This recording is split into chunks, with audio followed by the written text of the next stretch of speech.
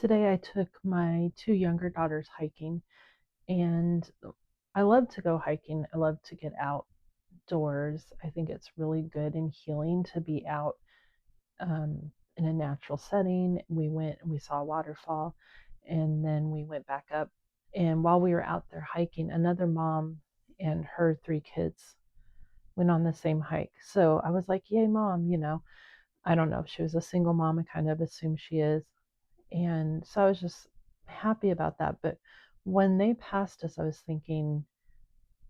started to think about safety. Like, as a woman, in the back of my mind, it's always there, which is kind of hard. I mean, I'm raising girls and I want them to feel strong and confident and able to do what they want to do in the world. But there is that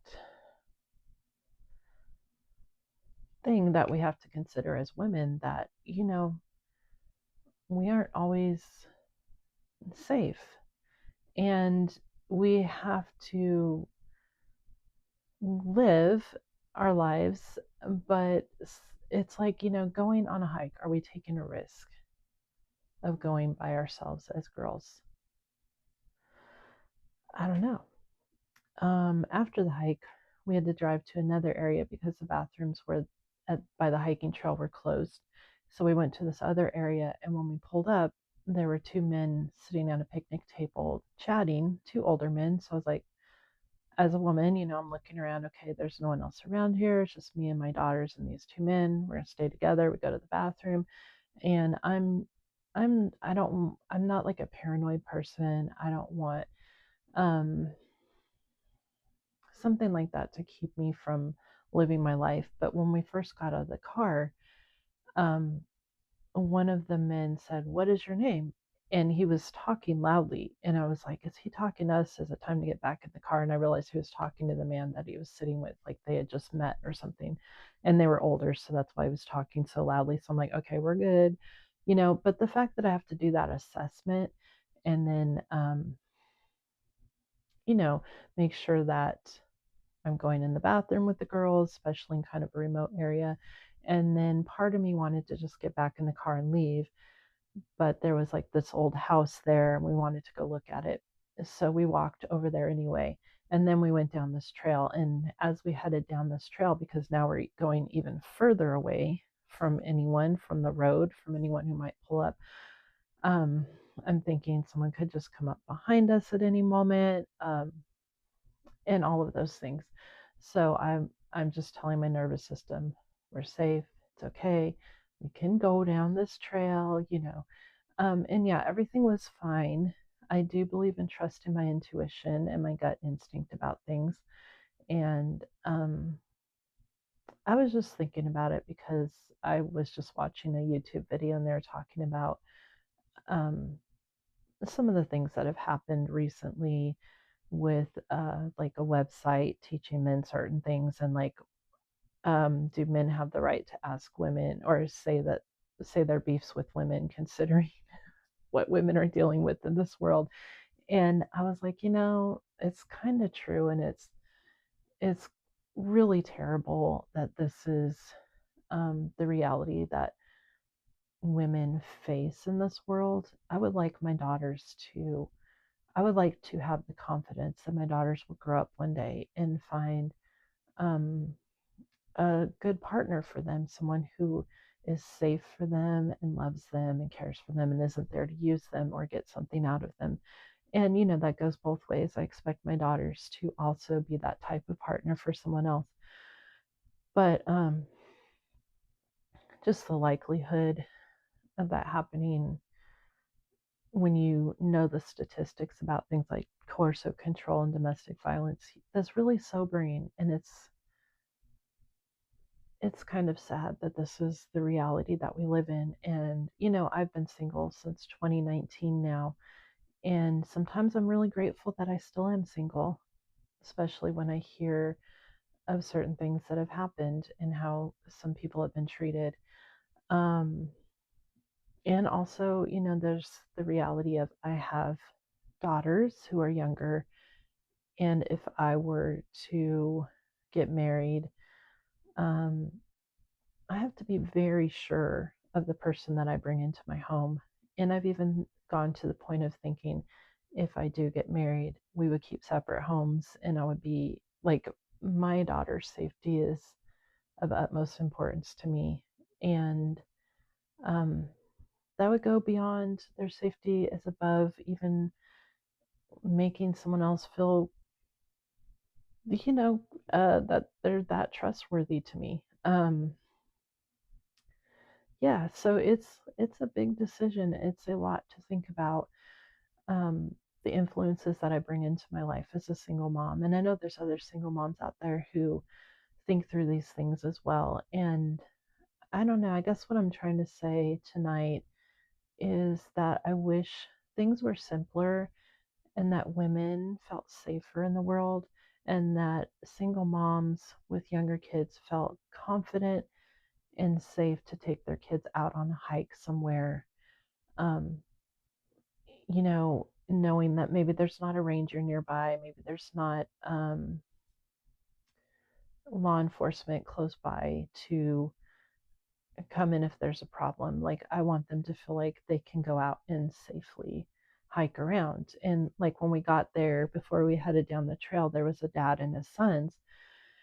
And just passing them, I was thinking that dad probably doesn't think any of these things in his mind as I'm heading down this trail with my daughters, thinking, okay, what do I need to be aware of? I need to make sure I'm careful, like not climbing and doing something crazy because I'm the one responsible for getting us all home safely again. I'm the one that can drive, all of those things, as well as are we going to encounter any situation and what would my plan be for that situation with another person? And just the idea that maybe men, I'm sure, men think of safety protocols and different things, but I think their questions are a lot different than mine are, than other women's questions are when they're assessing a situation. And, if you are a man, and I think it would be interesting to know what your questions are for um, whether you go on a hike somewhere, what you're looking for, because that might actually help women to also, um, maybe we're missing something. I don't know. Like, what are the safety things? Even as a man assessing another man in the area, what are you looking at? What's a red flag to you? What are things that you can teach women if you want to, if you feel like you have something that we need to know that maybe we overlook. Um, anyway, those are just my thoughts tonight. And, I'm grateful that I live in a fairly safe area. I'm grateful that um, the state parks here, I've never felt unsafe in one. I feel free to take my children hiking. I was raised camping and hiking, so I feel pretty secure in the outdoors. And I want to pass that confidence on to my own children. But, as a single mom, I think sometimes that limits me in what I will do with them and where I will go. And to me, that's a little sad because when I was a child, I didn't worry about those things. And now, as a mom, I'm responsible for keeping other people safe. So my questions and my assessment of a situation has changed from when I was a kid. When I was a kid, it was more like, am I going to get lost? Am I out of bounds? Am I allowed to be here? Because I had a lot of I had a wide range of being able to go. We would go camping, and the rule was we had to wear a whistle, and if the parents whistled for us and they couldn't hear our whistle in return, we were in trouble.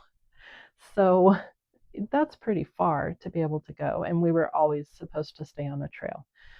Um, but that's the kind of confidence that my parents had in allowing me to go out and hike. And another thing is my mom and some of her other mom friends would go as a group with us during the week while the dads were at work, and we would go out camping for the week with maybe sometimes my mom would take us without anyone, just by herself and the kids, and she felt secure doing that. I think, I don't know, was the world safer in the This is like late 70s, 80s, 90s even.